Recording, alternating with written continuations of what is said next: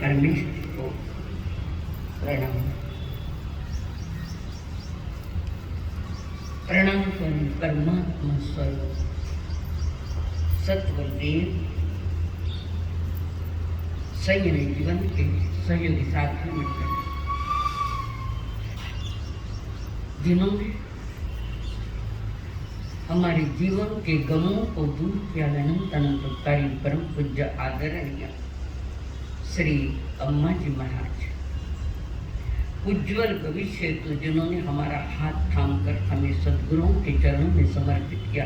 अनंत अनंतकारी परम पूज्य मेरे संसारी स्वर्गस्थ पिताजी एवं स्वर्गस्थ माता जी,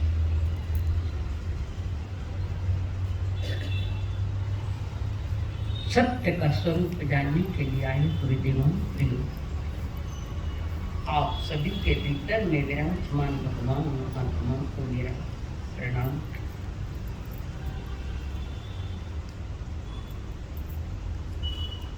कवि ने कहा है, आडा पर्वत को नदियां चिढ़ हैं, बीच में विकट विद्याधर घाट,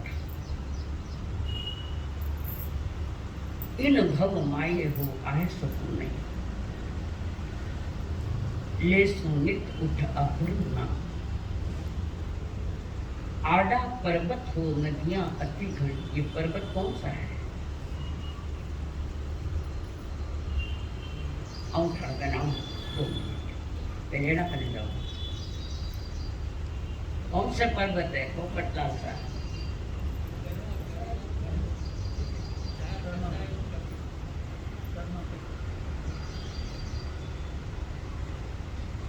जल्दी सीख गया आप, बहुत बहुत अच्छा। कर्म पड़े है पहाड़ की रेखावन, नदियां बह रही भाग्य की रेखावन। कवि क्या, ये बाहर के पहाड़ हमें कोई प्रॉब्लम नहीं है, कोई प्रॉब्लम। जैसे भरत क्षेत्र महाविद्य क्षेत्र में कई पहाड़ है, कई पर्वत है, कई नदियां है, और इस भरत क्षेत्र का भी भेद करने वाला, दो विभाग करने वाला विद्याधर पर्वत, वो कई पर्वत, कई नदियां बह रही, बड़ी बड़ी नदियां। इस संसार की सबसे बड़ी नदियां कौन सी है? अब बोलो लता जी आप, इस संसार की सबसे बड़ी नदियां कौन सी है? सीता और सतोदा, जो महाविद्य क्षेत्र में बहती। थोड़ी भौगोलिक जानकारी भी दे दूंगा आपको मैं। सबसे बड़ी नदियां हैं, कितनी नदियों के साथ मिलकर ये बह रही है सीता और सतोदा नदी। ये जो हम जिसको गंगा जमुना कहते हैं, उससे तो कई गुना में नदियां, ये तो छोटी है सीता और सतोदा नदी। ये नदियों ने प्रॉब्लम नहीं खड़ा किया, इन पर्वतों ने, इन पहाड़ों ने हमारे लिए कोई प्रॉब्लम खड़ा नहीं किया। प्रॉब्लम तो किसी और ने खड़ा किया है, और आप नहीं किया है। किसी और ने किया बोलो तो, दूसरे ने नहीं किया, हमने किया है। मोह के बड़े बड़े पर्वत पड़े हैं, हमारी मोह ने, हमारी मूर्ता ने हमें पराधीन कर दिया। स्वाधीनता का आनंद पा सकते थे, परंतु पराधीनता के पर्वत आ गए। पराधीनता में जन्म लेना कोई गुनाह नहीं है, पराधीनता में हुआ है जन्म, पराधीनता में होता है, और पराधीनता में जन्म होना बड़ा गुनाह नहीं है, पर पराधीनता से इस दुनिया में विदाई होना, ये सबसे बड़ा पाप है, पराधीनता में। तो ये पराधीनता में जन्म होने का मूल कारण है हमारा मोहनीय कर्म, ये राग द्वेष, ये कषाय, उसके कारण ये सब चल रहा है। कर्मों से गिरी हुई मेरी आत्मा है, आपकी है, मेरी, कम ज्यादा प्रमाण हो सकता है, पर अनंत अनंत कर्मों का डेरा हमारी आत्मा पर है। कोई हमारा ला कर वो तो नहीं रखेगा, हमने अज्ञान दशा में मूर्ता भरे जीवन में अज्ञान दशा में जो भी हम किया हमने किया गलत हुआ। उपद्रव तो मेरा ही है, और किसका उपद्रव है? किसी का उपद्रव नहीं। मारो कमाएड़ो धन है जो संसार को। 8 कर्मों की एक एक की जानकारी देते हुए हम इस पड़ाव पर आ चुके हैं। तो मोहनीय चारित्र मोहनीय कर्म के परसों बताए थे 2 भेद दर्शन, उसके पहले 2 भेद है चारित्र मोहनीय। एक कषाय चारित्र मोहनीय ने क्रोध, मान, माया और लोभ, और एक नो कषाय चारित्र मोहनीय। ये कषाय नो कषाय चारित्र मोहनीय क्या करता है? कषाय चारित्र मोहनीय और नो कषाय चारित्र मोहनीय ये बाधा बन रहा है त्याग पचकान करने के लिए, वृत्ति महावृत्ति बनने के लिए बाधक है। और मेरा स्वरूप जो परमात्मा स्वरूप है, उस स्वरूप में रमण करने के लिए बाधक बन गया मोहनीय पर। स्वरूप का आचरण नहीं करने देता है। मेरा स्वरूप जो परमात्मा तत्व है, आनंद तत्व, उसमें रमण नहीं करने देता। एक तो पहली रुचि आती नहीं, और आगे तो ये बाधक बन गया, यानी हमारा पुरुषार्थ कम पड़ गया। सबसे श्रेष्ठ चारित्र कौन सा है लता जी? आगे भूल गया? यथार्थ वो नहीं है, उससे भी आगे है स्वरूपाचरण चारित्र। अपने स्वरूप, मेरा स्वरूप ज्ञान दर्शन आनंद स्वरूप, उसमें रमणता आ गए, एकाग्रता आ गए। और उस स्वरूपाचरण चारित्र में रमण करने के लिए सबसे बड़ी साधना कौन सी है? पूछा बिना बोलिए मत। सबसे बड़ी साधना कौन सी है? कौन बता रहे? बंसाली जी।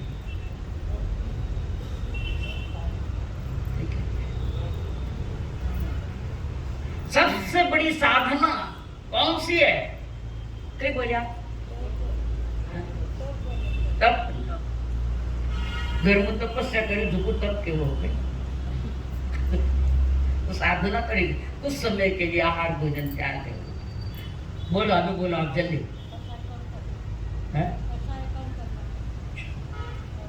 साधना पूछ रही हो तो विराधना की बात है। सबसे बड़ी साधना मोक्ष मार्ग की है, तो जिसमें तुम बैठे हो अभी। अब तो आया ध्यान में? ट्यूबलाइट जल्दी नहीं लगे दिखे। सामयिक साधना, हाईएस्ट साधना, और जो सामयिक में रम गया।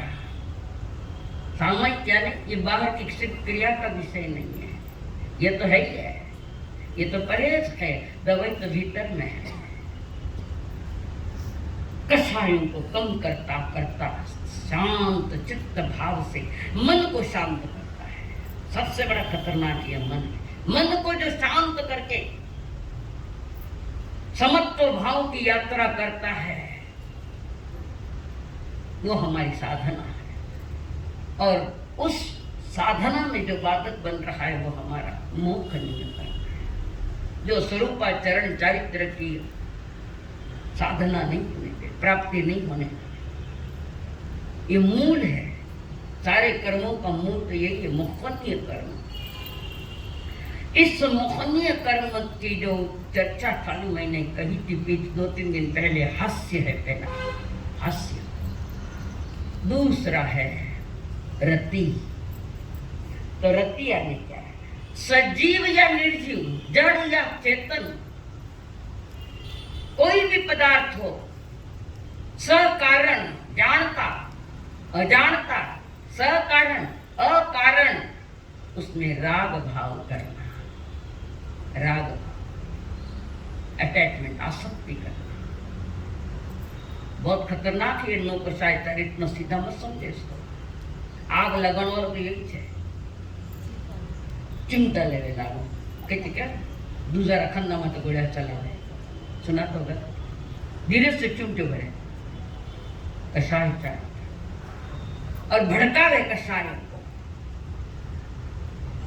और कषायों को भड़कावे और हम ऐसे भड़क जाते हैं कि स्वयं को ही भूल जाते हैं कि मेरा स्वरूप क्या है, मैं कौन, इसकी जानकारी नहीं आने सब कारण अकारण बिना कारण। घर में भी कई कह रहे चुगलिया करने वाली लारू वार करे, चुगलिया करते घर में करते हैं नहीं करते हैं। एक दूसरे की चुगलिया करने में लगाए आनंद ज्यादा आ गए।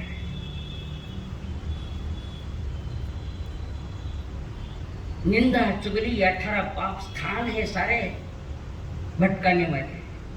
तो रत्ती जो है सकारण अकारण किसी के साथ राग करना महाभयानक है, छूटना बड़ा वितराग दशा को रोकने वाला है, जो मोक्ष मार्ग के कारण है।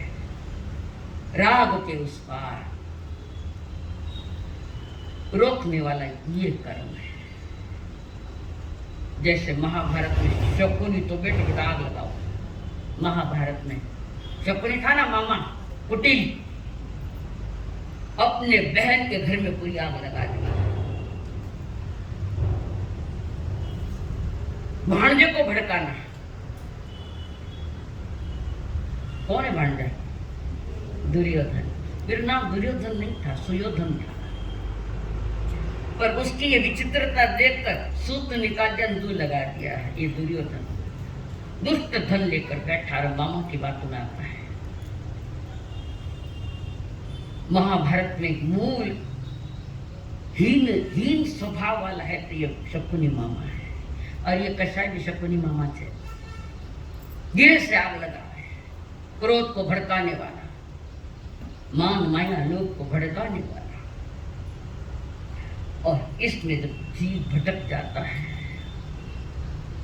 पता तो नहीं है कि पुनः मैं आऊंगा, मनुष्य जन्म लेकर आऊंगा, चिंचोड़ में आऊंगा, कठिन है। कई जन्म बिताए हैं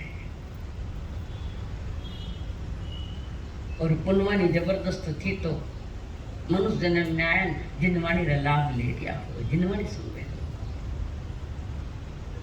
जिनेश्वर कथित जो आगम है, उन आगमों में, उन शास्त्रों में श्रमण और श्रावक इन दो की चर्चा की है।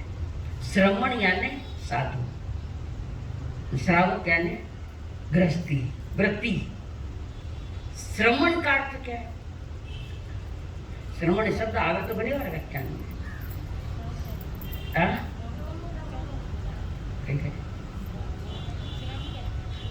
जो अपनी आत्मा पर श्रम करता है। तो आत्मा पर श्रम करना है शांत रहना, शांत रहना, समत्व भाव में रहना। जो निज आत्मा पर श्रम करता होगा, स्वभाव में जो रमण करने का पुरुषार्थ कर रहा है, उसका नाम श्रमण है। खाली वेश पहन का नाम श्रमण नहीं है। वेश पहन लिया हम साधु हो गए, गलत फहमी में है, गलत फहमी, समझ नहीं उनके पास। आजकल ऐसा ही हो रहा है। गुरु जी ने एक पाठ सुना दिया, हमने कपड़े पहन लिया, हाथ में होगा पात्र ले लिया, मैं साधु हुई गई। इतना सरल है साधुपन, इतना सरल है। जो निज आत्मा पर यानी मेडिटेशन को, सामयिक को, स्वरूप का आनंद पाने के लिए, आत्मा का आनंद पाने के लिए जो ये पुरुषार्थ कर रहा है, श्रम कर रहा है आत्मा पर, उसका नाम श्रमण है और वो मोक्ष मार्ग का है। बाकी और श्रमण की परिभाषा आपको दिवाली पर बताऊंगी। खाए पिन पड़े रहे बेने बेल के वे खलुम की अध्याय उतरा थे। कठिन यात्रा है, पर जिनको कोई अध्ययन नहीं, आगमों का अध्यात्म का अध्ययन नहीं है, उनके लिए कठिन है। जिनके पास ज्ञान की पूंजी है, परमात्मा द्वारा आई, जिनके पास वो पूंजी है, उससे कोई खतरा नहीं है। हमारा एहसास से 15-20% साधु मिलेगा थोड़ा बहुत। निंदा विकथा करने वाले की कोई कमी नहीं। बर्बाद समय करने वालों की कोई कमी नहीं। मार्ग चुकता जा रहा है, गलत होता जा रहा है। संसार की दिशा में कदम बढ़ाने वाले के साधुओं के श्रावकों की कमी नहीं आ रही।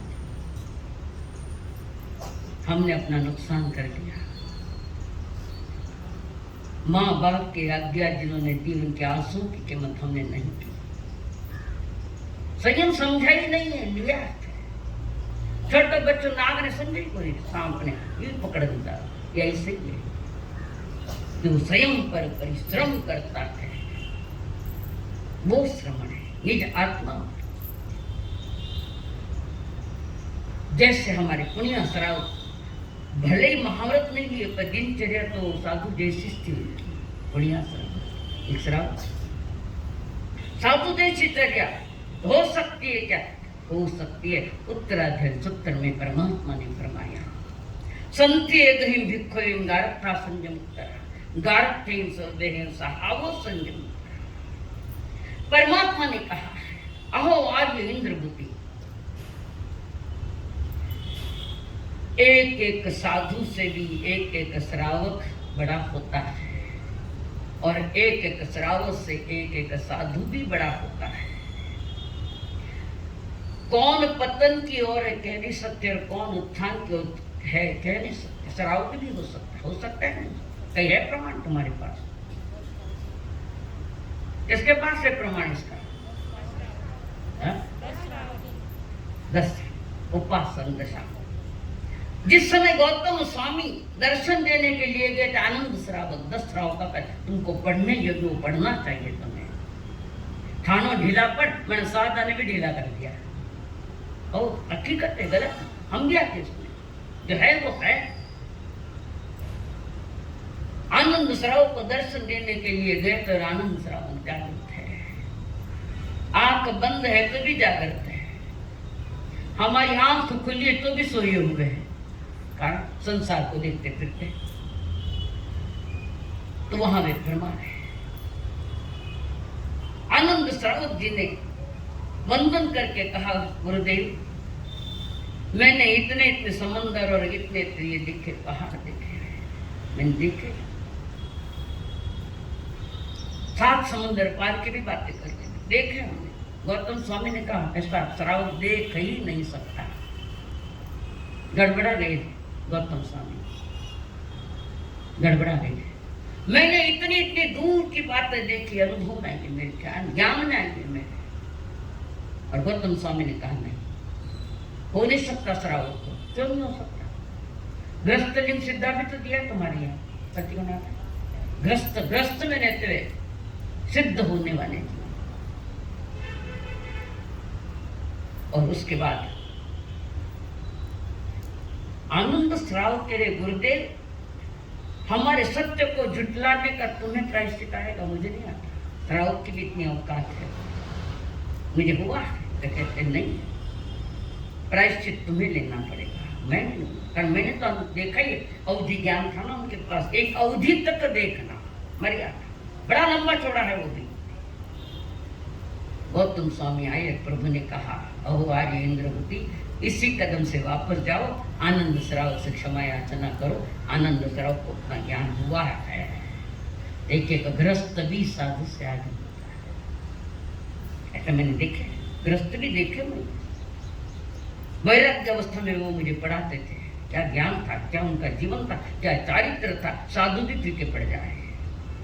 पाली में मैंने एक बच्ची के पास अध्ययन किया था, उनका सरनेम शायद सुराना ऐसा कुछ था।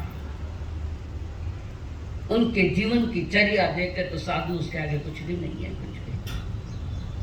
जीवन का मोल उन्होंने समझा, जीवन कितना कीमती है उन श्रावकों ने समझा।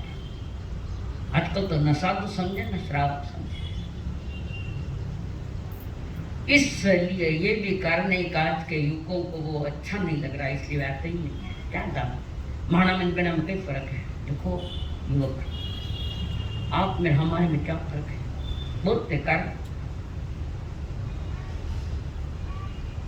कुछ आटा गीला नहीं, कुछ बाबा जी ढीला, जैसे राजस्थान में कहा।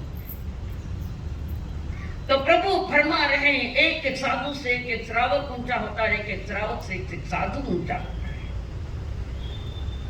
जो पंच महावरधारी वो श्रेष्ठ है, तथापि भिक्षुओं की अपेक्षा कुछ ग्रस्त भी श्रेष्ठ है।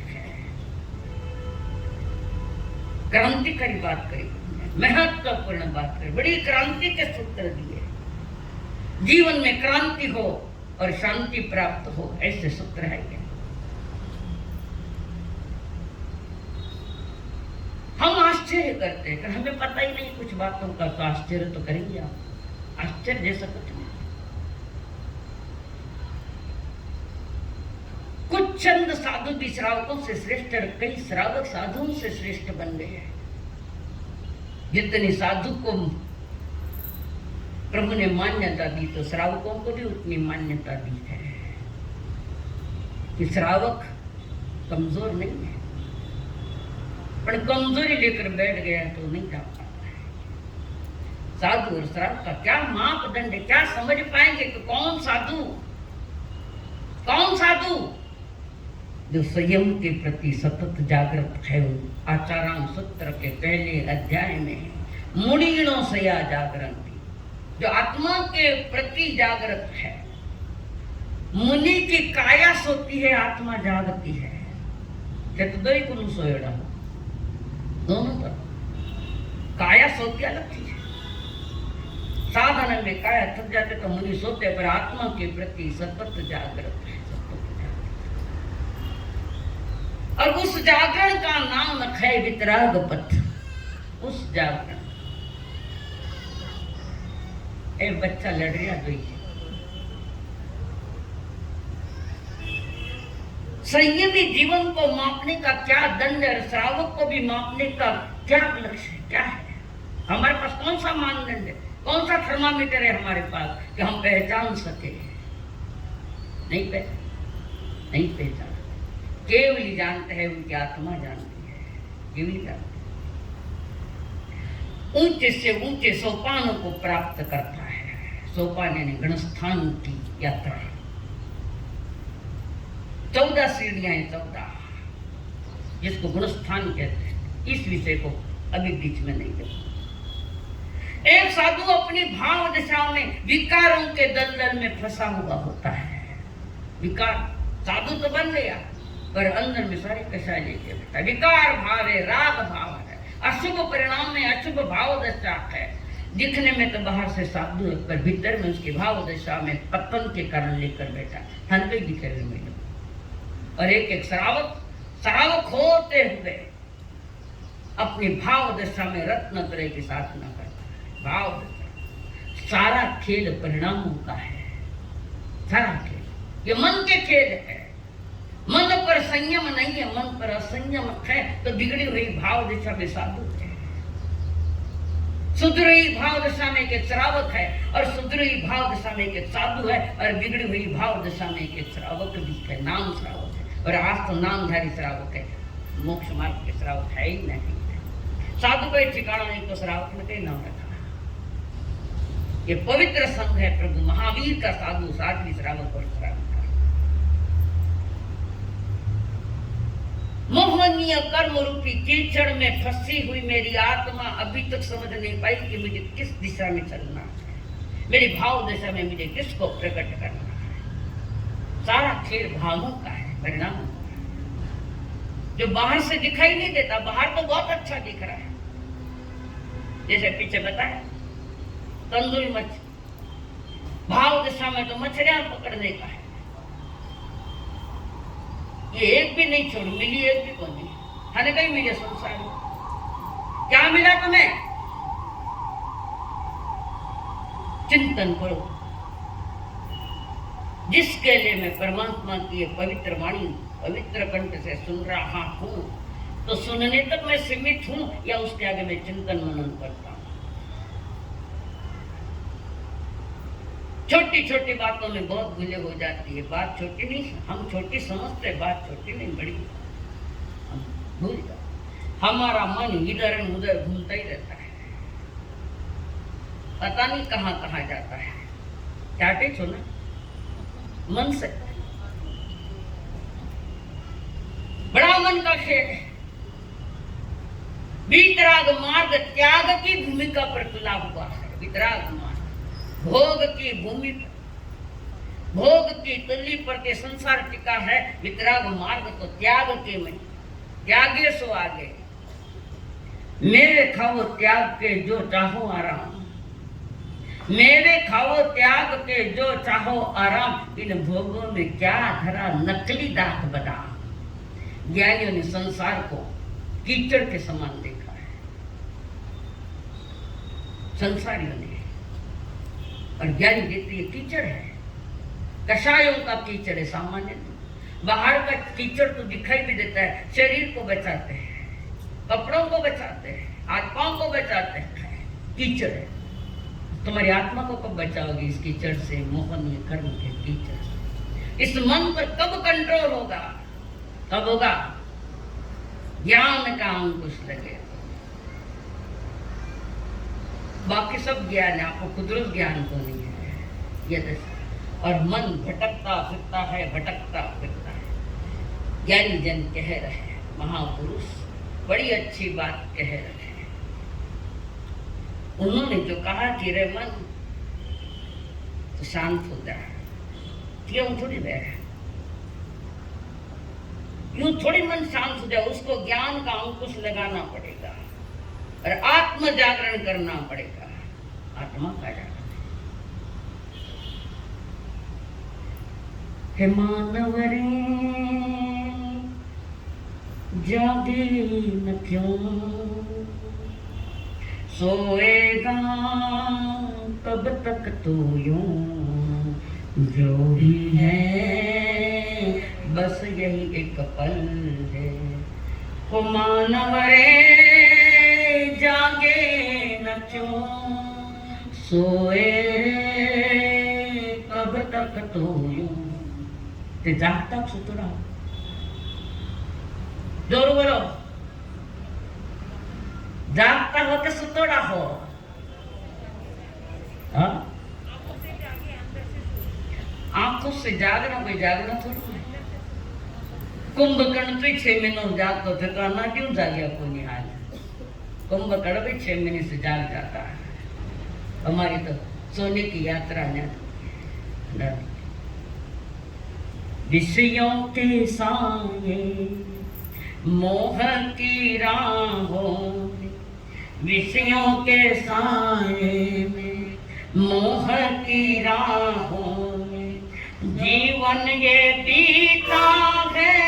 कर्मों के घेरे में करना उजाला है, छोड़ो अंधेरा है, करना उजाला है, छोड़ो अंधेरा है। ये पल गवाना ना, ये पल ही तेरा है। जीने वाले सोच ले, यही वक्त है करने पूरी आरज़ू। वो मानव रे जागे न क्यों, सोए कब तक तो यूं। विषयों के साए मोह की राहों में। 5 इंद्रिया का कितना विषय है? विकार है, विस्तार है 23, किसने कहा? और सारे के सारे मौजूद है। कान चाहता मैं जैसा चाहूं वैसा सुनूं, आंख चाहती मैं जैसा देखना चाहूं वैसा। और कब सुना अच्छा, कब देखा अच्छा, कब जाना अच्छा, और कब बोला अच्छा, बताओ। इंद्रिय विषयों की पूर्ति में अनंत जीवन को। एक बार तो तुम्हारी आत्मा की देख, जिसके पीछे शरीर की शान है उसको मूल केंद्र को देख कहते हैं। आत्मा वृत्ति और इंद्रिया प्रवृत्ति है, प्रवृत्त करता है इंद्रिय। ठीक है,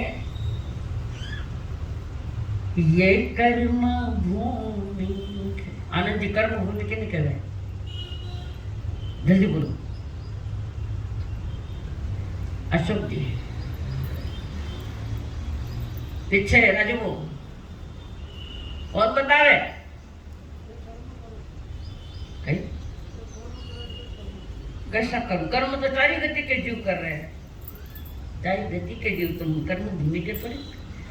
वो पवित्र क्षेत्र है जिस क्षेत्र पर जीव आत्म साधना करके मोक्ष जा सकता है, वो कर्म भूमि, बाकी कहीं नहीं। ना देवलोक में है, ना नरक में है, ना तिरंच गति में है, और मनुष्य गति में भी अकर्म भूमिया नहीं, कर्म भूमि।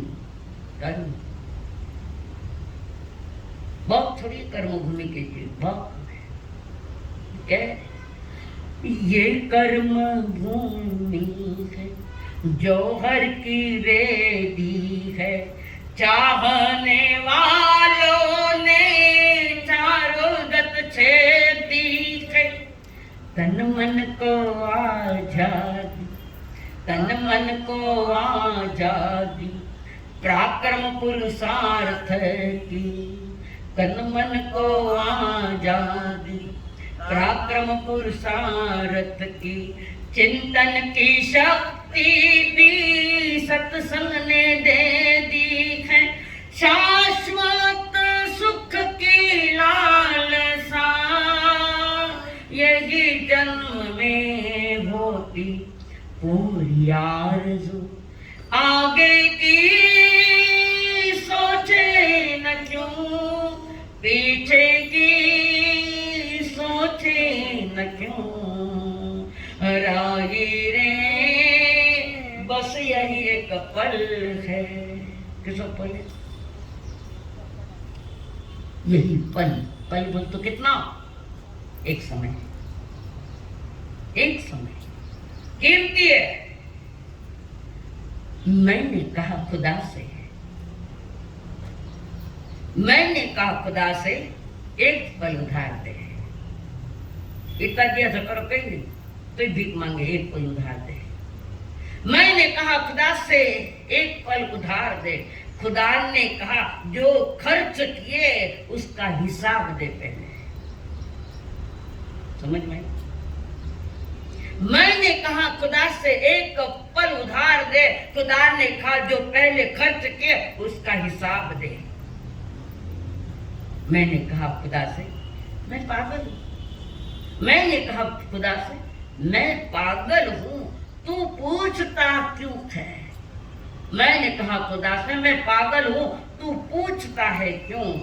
जिसमें हिसाब लिखूं ऐसी कोई किताब तो दे, वह भी प्रभु को। जिसमें हिसाब लिख सकूं ऐसी कोई किताब तो दे। हिसाब मांग रहे खुदा, हिसाब मांग रहे, हिसाब को। अरे जरा गया में हिसाब किताब और ठिकाना नहीं है, वो भगवान उठन वाली है। वहां का भी हिसाब देखते ना, पाई पाई का। शाम को जब करते बही खाते लेकर जमा खर्च आदि क्या क्या करते हैं, काले कारनामे। जगत का हिसाब ले, दुकान का हिसाब, पैसों का हिसाब ले, तुम्हारी चेतना का हिसाब कौन देगा? कोई बेटे का निकामा थाने चेतना वास्ते थाने हिसाब मांगा। हर पल जो जागृत होता है वो साधक आत्मा होती, सामान्य बात की नहीं, सामान्य जीव की बात नहीं है। तो यहां उन्होंने कहा, प्रभु ने कहा है देवान, मनुष्य जन्म की महिमा बढ़ाना है तो त्याग प्रवृत्ति चाहिए। जीवन में छोटे मोटे त्याग हो, त्याग और नाव लेके मत तो खराब हो जाए। मैंने छोटा छोटा बखान सुना, बीच बीच में हंटरित करूंगा। प्रभु का चतुर्विध संग, वो पवित्र तीर्थ, जितनी महिमा साधु को दी है उतनी महिमा श्रावक को भी दी है। अब चारों ही ठिकाने लग गए हैं, चारों ही ठिकाने लग गए हैं। बहुत नींद आ गए, कुछ मैं कही थी बताऊं ना। मैं अभी एक गीत गाया हूं मस्त हो, बोलो कुछ, बोलो भैया।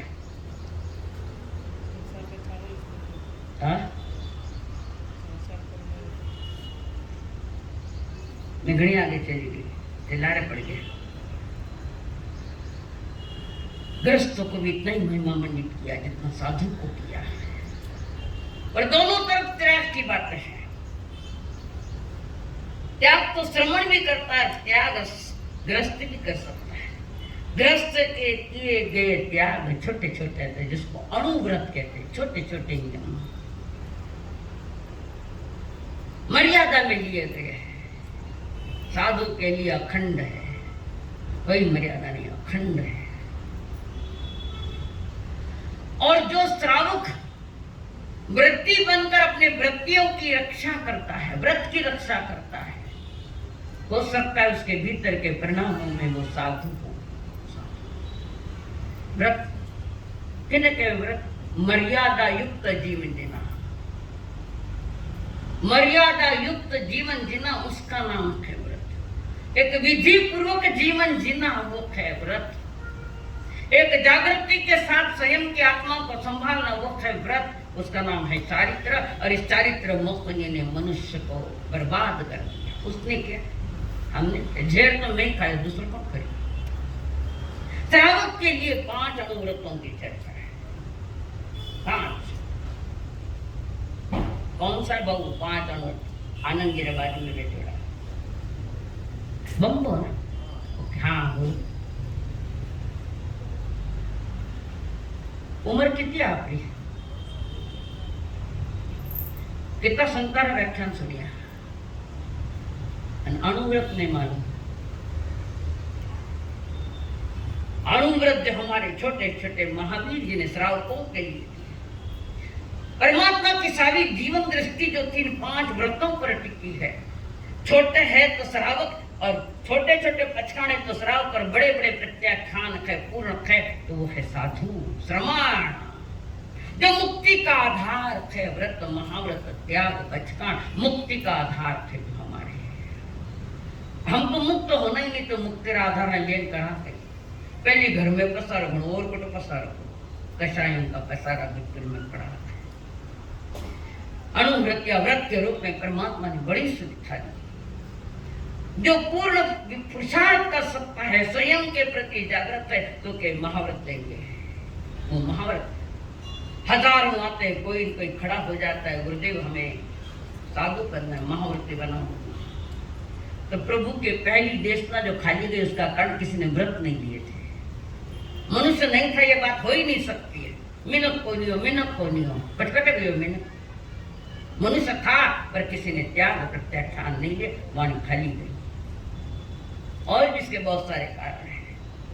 व्रत का अर्थ जो पाप में रत था, व्रत का अर्थ बता रही हूं, जो पाप में रत था, रात दिन पाप क्रिया में रत है, उससे अलग होना, रत से अलग होना, उसका नाम वीरत, उसका नाम व्रत है। समझ में आई बात? व्रत, व्रत यानी रति। कभी तुम्हारी आए ना, हास्य रति और रति रति। 24 घंटे पाप के कीचड़ में पड़ा है, कभी मन से, कभी वाणी से, कभी काया से पाप में डूब रहा है, पाप में रत है। और उस पाप से जो बाहर आ गया, स्वयं को संभाल लिया, उसका नाम है वीरत। समझ में आया? पोपटलाल से समझ में आएगा? आप लोग आ रहे हैं, ईमानदारी से बताओ कि आप पाप से बाहर आए क्या? पाप से बाहर आए? 18 पाप स्थान में एक भी स्थान नहीं छोड़ रहे। दिन भर में 18 स्थानों पर भटकती फिरी हमारी चेतना है। और उस पाप परिणामों से बाहर आना, क्रिया तो हो गई है, दिखाई दे रही है कि पाप से छूटा, एक सामयिक कर ली, पाप से छूट गया, तो सामयिक का 32 दोष रहता ही नहीं। सामयिक के 32 दोष है, उन दोषों से बचा है क्या? तो समझना तुम पुण्य में आए, विरत हुए, व्रती हुए। व्रत लेने वाला भी विचित्र ही जीवन जी रहा है। मां तो व्रती है, किस बात का व्रती हो बताओ? तो प्रभु ने बड़ा मूल्य दिया है। अणुव्रत 5 ही है पहले, बाकी वे शिक्षा व्रत गुण व्रत है। मूल तो 5 ही है, और प्रभु की निगाहें जो भी आता उनके ये बताता है, इस मर्यादा में आते। नदी मर्यादा में शोभा देती है, नारी मर्यादा में शोभा देती है, और जीवन भी मर्यादा में शोभा देता है। मर्यादा दाम की चीज नहीं हमारे पास। पाप से अलग होना,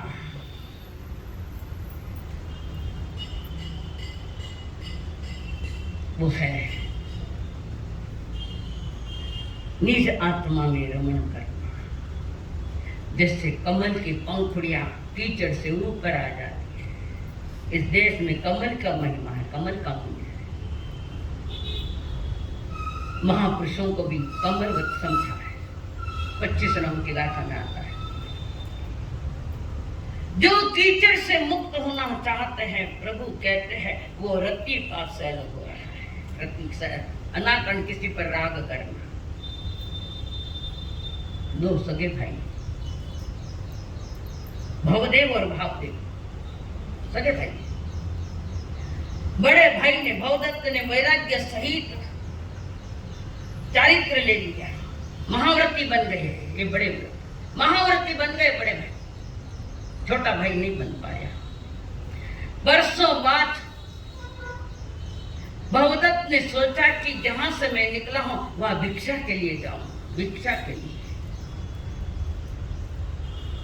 और भवदत्त भिक्षाचरी करने के लिए गांव में गए। पहले साधु गांव के बाहर रुकते थे, अभी गांव के बीच में रुक गए। चिंचोर थाना ऐसा बढ़िया है कि बाहर बैठ जाओ तो टाइम कट नहीं निकल जाए, उठाई नहीं पड़े, गाड़ियां आवे है। हमारा ध्यान मारे मन भी कहे ना, हमारे साथ तो घोड़ा आसीन जाए, कितने ही लोग आवे, लोगों ने देख के बैठो तो मने देखो खुद में। तो वहां पर भवदत्त गुरु के आगे लेकर वहां से निकले। उस घर गए हैं जिस घर से बाहर आया है। आड़ा तो घना आवे पर ऊपा बारे निकले, झकारी महिमा है। आड़ा तो दुनिया ही काट देता ने बारे। और वहां गोचरी लिखा निकल रहे हैं। तो भवदत्त ने अपना छोटा भाई भावदत्त, उसके हाथ में किताब दे दी और एक बार कोई चीज थी उसके हाथ में दी, चलो मेरे साथ। तो भवदत्त आगे आगे, छोटा भाई पीछे से, भवदत्त चल रहा है। और घर से निकला तब उसकी पत्नी नागिना ने उसको कहा था, मैंने बाल धोए, मेरे बाल सूखे उसके पहले घर पहुंच जाना, बाल सूखे उसके पहले घर पहुंच जाना। आ जाऊंगा, जल्दी आ जाऊंगा। अब इधर नागिना की बात आ रही और इधर भवदत्त कहीं मेरे कहे मेरा सामान दे दो। और भवदत्त बड़ा भाई कहे भी नहीं, मांगे भी नहीं, तो कैसे दूं। वैसे आगे चलता रहा और वहां तक पहुंचाया जहां गुरु विराजमान थे वहां। और अन्य गुरु भाई ने भवदत्त के साथ अपने छोटे भाई भावदत्त को देखा। धन्य है आपको, आप भी भाई के साथ साथ आए और समण दीक्षा लेना चाहते हो, धन्य है आपकी। अब कटे में सुरमंडरा भाव था लेने, माथा में तो नागली बैठी उड़गी, नागली। अब एक तरफ भाई की इज्जत का सवाल है और एक तरफ पत्नी का प्रेम है, दोनों में फंस गया भाव। और सारे गुरु भाई धन्यवाद अभिनंदन दे रहे। सोच लिया मुझे मेरी भाई की इज्जत संभालना है और भाई के खातर दीक्षा लेनी है। दीक्षा तो ले ली पर माथा में नागिना नहीं गई। दीक्षा ले ली पर परिजन नहीं छूटे, अंदर से बाहर में दिख रहे थे छूटे जैसे, पर नहीं, परिणाम मत है। बार बार नागिना की याद आ रही है। 12 वर्ष संयमी जीवन के बिताए नागिना की याद में, संयम या भूल ही गया वो तो। रात दिन नागिना की याद है।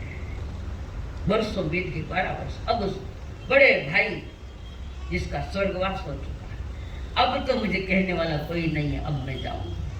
12 वर्ष मैंने भाई का साथ दिया, अब नहीं। देखो चारित्र मोहनिया का खेल कैसा चलता है, कैसे उखाड़ती है आत्मा को ये मां भयान। और वहां से वो भावदत्त निकला, दीक्षा लेने के नाम से निकला और उसे अब अंतर में खुशी है, नागिना मिलेगी। और अपने गांव की तरफ आया। पनघट पर इधर से जा रहे, वहां महिलाएं ज्यादा होती है, पनघट पर पानी लेने के लिए जाती। अबे तो मटका मत नड़, पनघट ठंडे मालूम पड़ी है, मटका मत नड़ आएगी। वो भी नौकर ने के मटको धोन रखे, नौकर के थाना मटका देखे कि जीव जंतु अंदर कुछ है कि नहीं है, आज से तट तो कह के। और उसने एक बाई भी थी, आपने मेरी नागिला को देखा है? मुनि पूछ रहा है, मेरी नागिला को देखा क्या? क्यों, क्या बात है? वो मेरी पत्नी है, मुझे उनसे मिलना है। कृष का आया है, हड्डियां निकल चुकी है। वो कहती, प्राण नहीं, तुम, मुझे तो लगा था कि कमल के फूल के तमाम तो खिली हुई, तुम तो ये हो गई। तुम्हारी याद बहुत आई है और मैं आ गया, तुम्हारी याद में पागल बना मैं यहाँ आई गया तुम्हें मिलने के लिए। 12 वर्ष तुम्हारी याद में बिताए मैंने, 12 वर्ष 1-2 दिन में। नागिला कहती है, मुनिवर मैंने 12 वर्ष बिताए तुम्हारी याद में, पर दोनों की यादों में फर्क है। तो वो बहुत भावदत्त तो सोचता है, चलो मैं आई उसके लिए, मैं भी याद करता रहा, आप भी याद करते रहे, चलो हम संसार के सुख भोगे, एकांत स्थान में जाकर। नागिला सजग हो गई, सावधान, ये क्या, जहां कोई नहीं देखता वहां चलो। नागिला कहती ऐसा कोई स्थान ही नहीं जहां कोई नहीं देखे, और कोई नहीं देखे तो केवल भगवान के तो ज्ञान में आ ही रहा है, और हमारी आत्माएं भी तो देख रही है। मेरी आत्मा, तुम्हारी आत्मा, परमात्मा का ज्ञान सब देख रहे। ऐसी जगह कौन सी जहां कोई नहीं देख सके? नागिला ने कहा, प्राणनाथ, मैंने 12 वर्ष में आपको भी बहुत चाहा, और आपके अतिरिक्त तो मैंने किसी का स्मरण भी नहीं किया। खुश हो गया, जिसको जो चाहिए मिल जाए तो खुश हो जाता है। और जैसे ही भावदत्त ने कहा तो नागिला कहती, प्राण, मेरा स्मरण, मेरा प्रेम, मेरी श्रद्धा, मेरी पूजा, मेरी अर्चना आपके संयम की यात्रा थी, आप नहीं थे। तुम्हारी संयम की यात्रा को मैंने स्मरण किया, उसकी पूजा की, अर्चना की, भाव दशा में बार बार धन्यवाद देती रही कि मेरे पति जो मुनि बन गए हैं, मैं संसार में पड़ी कौन। मैंने तुम्हें एक संयम के रूप में स्मरण किया, धन्य है वे जो निकल पड़े और मैं अटक गई। मुनिवर, मैं तुम्हें गिरा हुआ देखना नहीं चाहती, तुम्हारी अंतर यात्रा उठती रहे, आप संयमी जीवन में आगे बढ़ो। अनमोल संयम जीवन है, तुम पुनः इस कीचड़ में कैसे आ रहे? 12 वर्ष मैंने भी तुम्हारे चरणों की पूजा की, भाव दशा में, आपके चरित्र संयमी जीवन के लेकर आपकी आत्मा से मैंने प्यार किया, और आप यहाँ आ गए वापस। क्या किया तुमने? और पत्नी के वचन सुनकर सावधान हो गए। पति को स्थान पर लाने, पतन से बचाने वाली भी नारियां थी जमाने।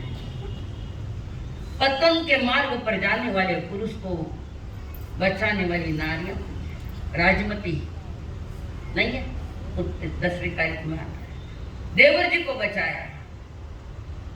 जो देवर दीक्षित था, पहाड़ों में अंदर गुफाओं में बैठे थे ध्यान करके, और राजू उनके पति जो होने वाले थे हुए नहीं, जो अरिष्ट नेमी भगवान पहाड़ों पर जाकर दीक्षित हो गए। तो राजमती कहते, जिंदगी में मैंने एक को ही पाया, एक को ही जाना, एक को ही समझा, एक को ही स्वीकारा, तो मैं अब दूसरे के साथ शादी नहीं करूं। उन पहाड़ों से जा रखी है, जिस मार्ग से गमन किया है अरिष्ट नेमी भगवान ने, उसी मार्ग से राज्य बन चल गई। बारिश बहुत हुई, कपड़े भीग गए, कपड़े सुखाने के लिए गुफा में गई, उसे पता नहीं कि देवर जी यहाँ बैठे हैं। और वो नारी का रूप देखकर चलायमान हो गया, मन भाव दशा में संयम जीवन चला गया, और संसार की बातें याद आने लगी। और तब वे भी बोलते, देवर जी बोल रहे भाभी को, भाभी भाई ने छोड़ता तो क्या मैं हूं। और उस समय उसने जो फटकार लगाई राजमती ने, तो संयम दशा में, भाव दशा में आ गए पुनः उनके भाई। कई बार नारियों ने भी पुरुषों को जगाया और अनंत बार नारियों ने पुरुषों को गिराया भी है। दोनों ही कथाएं चलती है। तो जो वो रत थी पाप से अलग हो गई और वो कह रहे, भाव दत्त कह रहे, नागिला जी आप मेरे गुरु को सही दिशा में मुझे जाने के लिए प्रवृत्त किया, मुझे जगाया, मेरी सोई हुई आत्मा को तुमने जगाया। तुम धन्य हो, आज से तुम हमारी गुरु हो। सीधा रास्ता भी बताया था कोई है तो वो भी गुरु ही होता है। एक अक्षर भी सिखाया तो वही गुरु है। सारा संसार हमारा गुरु है। गुरुता लिए, गुरु यानी गुरुता भार लिया। जो पतन की पगडंडी पर चल रहा था तो उत्थान की पगडंडी दिखाने वाली वो नागिला जिसने बचाया। ज्ञान जन कह रहे, कर ले रे मनवा उन दिन री तजबीर, कर ले रे मनवा उन दिन री तजबीर। घर में बैठी सुंदर स्त्रियां माता पिता सुतबीर, घर में बैठी सुंदर स्त्रियां माता पिता सुतबीर। बाय पकड़नारी कौन चलाई, संगन चले लो शरीर, कर ले रे मनवा उन दिन री तजबीर। कौन है तुम्हारा सहारा? सब बेसहारे, कोई सहारा नहीं है तुम्हें, तुमने मान बैठे हो। इतने सारे सहारे हैं मेरे घर में, कोई सहारा नहीं। तुम स्वयं अपने सहारे बनो। धर्म का था लेकर प्रभु के। संसार के सारे सहारे बेसहारे हैं।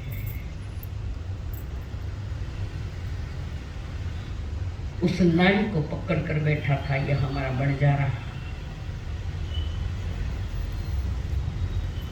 और जहां राजा को सारी बात बताई कि तुमने जिसको भेजा वे तो बदमाश निकले, हीन निकले, नारियों के साथ छेड़ाखानी करने वाले वे। बंजारा पाप में रत है, पाप उसने और कई खेल खेले। और जैसे ही एक दिन की वो घटना उन्होंने रात में उनकी माँ और दो बच्चे शायर और नीर तीनों बाहर बात करते तो बंजारा का दिमाग खराब कि ये बच्चे बदमाश है, पराई स्त्री से छेड़ाखानी कर रहे हैं। पराई स्त्री नहीं थी, वो माँ थी। माँ उसकी, उसे क्या बंजारे का, जिसके भूत पर, जिसके माथे पर भूत सवार हो गया संसार के भोगों का, उसको कुछ सत्य समझ ही नहीं सकता है। और बंजारे जाकर राजा को बात कर दी, महाराज ऐसा तुम्हारे राज में जिनको तुमने भेजा उन्होंने स्त्री के साथ छेड़ाखानी करी है। राजा ने देखा नहीं सुली का, ये सुना नहीं सुली। महामंत्री को भेजा, चलो पुलिस पहरे में उनको लेकर आओ। और वो गए, दोनों बच्चों को बेड़िया डालने गए। बेड़िया डालने का कोई कारण नहीं, हम ईमानदार, हम आ रहे आपके साथ, हमें कोई बेड़ी की जरूरत नहीं है। और दोनों बच्चों को लेकर आए, साथ में मां के थे, मैं भी चलो। माँ बेटी पर्दे में, बच्चे वहां बैठे खड़े दरबार में। और सेनापति ने कह दिया, शूली का हुक्म लगा दिया सेनापति ने और कह दिया तुम चलो हमारे साथ। अब बच्चे कहते हैं जो अपराधी होगा वो शूली पर जाए। मैं क्यों जाऊं शूली पर? पहले न्याय होगा, उसके बाद निर्णय होगा। बिना न्याय क्या निर्णय मत लेना। संसार में भी रहो तो ठीक से न्याय किए बिना उतावड़ापन कर जो मती फसनो पड़ेगा। श्रम के 21 गुण में एक गुण है, वो उतावड़ा नहीं, उतावड़ा स्वभावड़ा। कोई काम में उतावड़ा, निर्णय लेना है तो गड़बड़ी करने का नहीं चलती, कारण ज्यादा गड़बड़ी की सब गड़बड़ी हो जाती है, पुनः पछताना पड़ता है। और फिर उसके बाद वो बच्चे कह रहे हैं, जो एक पक्ष की सुनकर निर्णय देता वह भूप विश्व में अन्यायी पद लेता। फिर जाए उसके यश गौरव पर पानी धन चंदन राजा और मलिया गिरी रानी। धन चंदन राजा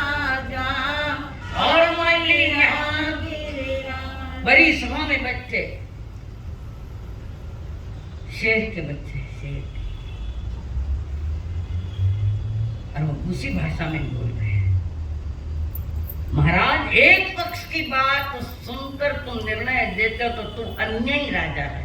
उनको भी पता नहीं कि मेरा बाप है, मेरा बाप सुन रहा है, बाप को भी पता नहीं मेरे बच्चे हैं।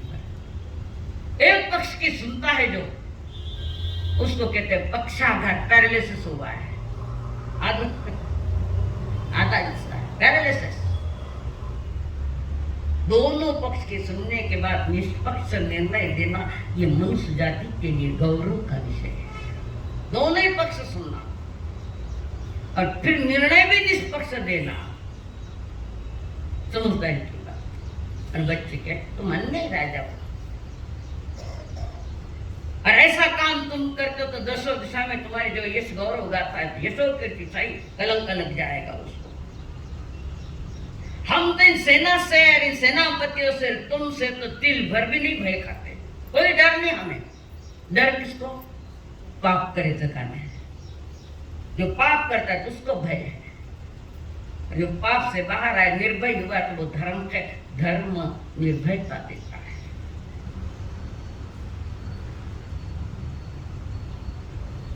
और वो बच्चे कह रहे हैं हम किसी से डरते नहीं, हम वीर पुत्र है, वीरों के संतान है, क्षत्रिय कुल के हम लोग हैं।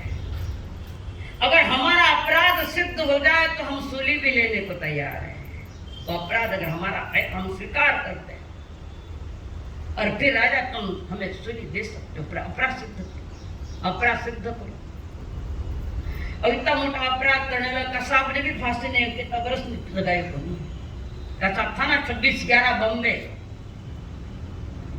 मालूम नहीं है कि इसने ये किया है तो भी आप भारत एकदम निर्णय नहीं ले रहे।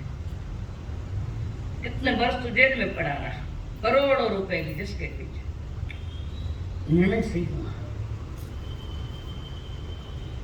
तो वहां पर किंतु राजा सम्मुख न्याय सुनेंगे, सूली का होगा दंड सहर्ष चढ़ेंगे।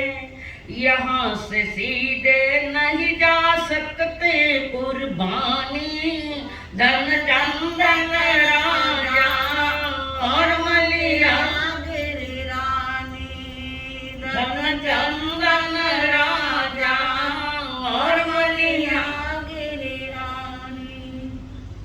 साहस से भरे दोनों बच्चे शूरवीर की बातें कर रहे हैं। उनकी बात सेनापति सुन रहा है। धीरे से महाराज को कहा, महाराज कान में कह रहे, महाराज इन बच्चों की बातों में कोई दम है। अगर अपराधी होते पकड़े जाते तो रात निवृत्ता मौत के भय से। इनकी बातों में दम है। राजा को कहा सेनापति ने, सभी के सामने पहले इसका निर्णय करो और अपना निर्णय पहले दिया, सूली कैंसिल करो। उनकी बातों में कुछ उचितता लगती है, कुछ योग्यता लगती है, कुछ सच्चाई लगती है। आप ऐसा फालतू निर्णय मत करो। भरी सभा में इसका निर्णय होगा, एक दूसरे में वार्तालाप होगा, क्या हुआ क्या नहीं, अतीत की सारी बातें हुई, वर्तमान में सुनो नहीं। राजा ने थोड़ा सब पकाया, कारण जिसको सूली की 20 सजा तो वो तो निर्भय होकर बोल रहे हैं, कारण जीवन धर्म में था, विवेक पूर्व का जीवन था। बच्चन वो अब किया ही नहीं, उसको क्या डर है। आजकल तो पाप करे जो तो बच जावे, नहीं करे जो फांसी लगाए दे रहे। ऐसा तो ये कोर्ट है हमारा, है नहीं? पैसों काम करना, याद रखना, कोर्ट के कानून से बच जाओगे, कर्म कानून से कोई नहीं बच पाया है। कर्म कानून को समझो, संकल्प हो हमारा